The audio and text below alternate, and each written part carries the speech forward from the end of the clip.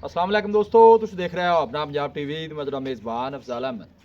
अज की वीडियो च माशा जनाब एक दूजे ने बैठ हो जनाब तैयार है।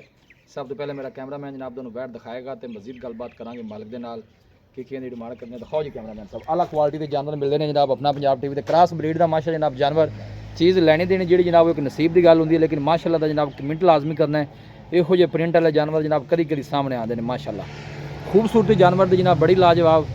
भाई अहमद जी भाई 12 कितना बच्चे डिलीवर कर दी? 12 भाई जी दूसरा ने गारंटी नाल दूसरा गारंटी ना दूसरा जी। भाई अहमद नस्ल केड़ी केड़ा क्रॉस फ्रीजन विच जर्सी दा क्रॉस ने जी। अच्छा फ्रीजन ते जर्सी जर्सी दा क्रॉस वड्डी बाडी दा माशा जनाब जानवर।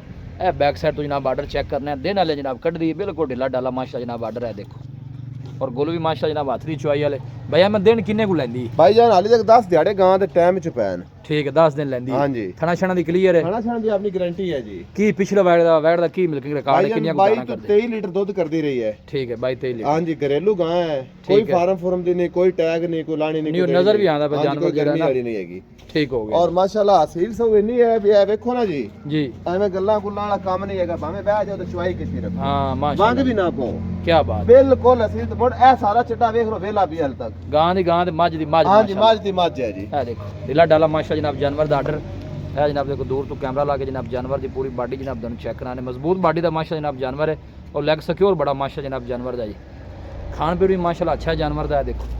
भाई मैं थोड़ा छड़ के नटोरिया जी अगली साइड तो गोल चेक करने ने माशाल्लाह। हाथ की चुआई वाला जनाब गोल लगे दिन वाला जनाब हफ्ता 10 दिन लैंदी है। टोर भी निकया चला फरा के जनाब तसली कराने। क्रॉस ब्रीड का माशा जनाब जानवर। लोकेशन जनाब तहसील दीपालपुर डिस्ट्रिक्ट कुकाड़ा जनाब लोकेशन है। वड्डी बाडी का माशा जनाब जानवर है जी। आराम ना आराम ना आराम ना। भाई अहमद जी भाई प्यार मोहब्बत वाली सोहनी जी बिस्मिल्लाह करो। हाँ बैठ आप किन्ने दी देनी?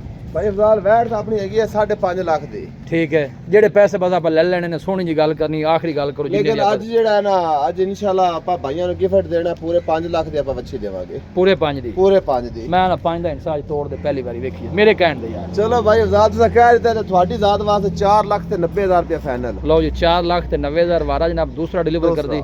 खूबसूरत माशा जनाब जानवर और गुल माशा जनाब बड़े सोहने लगे ने। पिछले वारे का जनाब 20 लीटर का माशाल्लाह मिल्किंग रिकॉर्ड है। यह तुम जनाब गोल चेक करने ने और आर्डर माशाल्लाह बड़ा सोहना बना दी। जिन्ना आर्डर अगे उन्ना ही पिछे माशाल्लाह।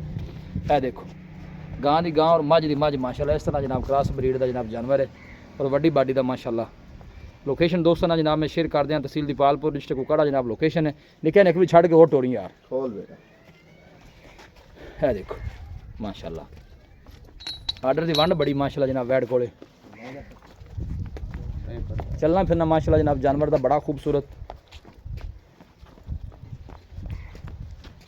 है देखो माशाल्लाह।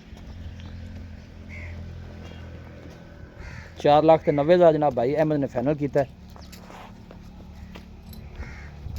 लोकेशन जनाब तहसील दीपालपुर डिस्ट्रिक्ट कुकाड़ा जनाब लोकेशन है। वीडियो जनाब पसंद आवे वीडियो को लाइक करो दोस्तों जनाब शेयर जरूर किया करो। मिलांगे जनाब एक अच्छी और लाजवाब वीडियो के नाल। अपने मेज़बान अफजाल अहमद दो इजाज़त। अल्लाह निगहबान।